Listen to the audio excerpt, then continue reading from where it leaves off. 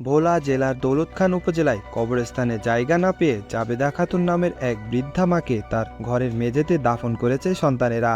গত বুধবার চাঞ্চল্যকর এই ঘটনাটি ঘটেছে ভোলার দৌলতখান উপজেলার দক্ষিণ জয়নগর ইউনিয়নের ১ নম্বর ওয়ার্ডের আজিমুদ্দি সর্দারের বাড়িতে। মৃত জাবেদা খাতুনের ২ ছেলে ও ২ মেয়ে রয়েছে।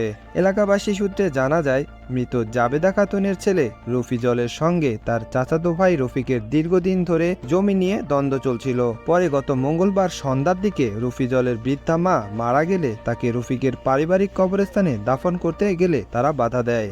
এলাকাবাসীও অনুনয় বিনয় করে রফিকদের একাধিকবার বুঝিয়েও তাদের মন গলাতে পারেনি। পরে মনের কষ্টে বুধবার তার ছেলেরা কোনো জায়গা না পেয়ে মাকে তাদের ঘরের বারান্দা খুঁড়ে মেঝেতেই দাফন করেন।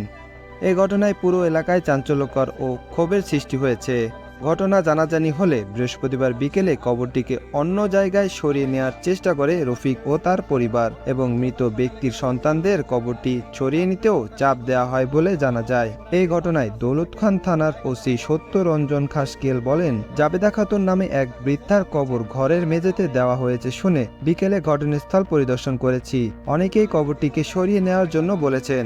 যদি তার ছেলে ও তার পরিবার মনে করেন কবরটি সরিয়ে নেওয়া হোক তাহলে নেবেন, আর যদি না চান তাহলে এখানেই থাকবে। দর্শক, ভিডিওটি ভালো লাগলে একটি লাইক ও শেয়ার দিয়ে আপনার মূল্যবান মতামত কমেন্টসে জানাতে পারেন। আর চ্যানেলটি ভালো লাগলে সাবস্ক্রাইব করে আমাদের পাশে থাকার অনুরোধ রইল। ধন্যবাদ।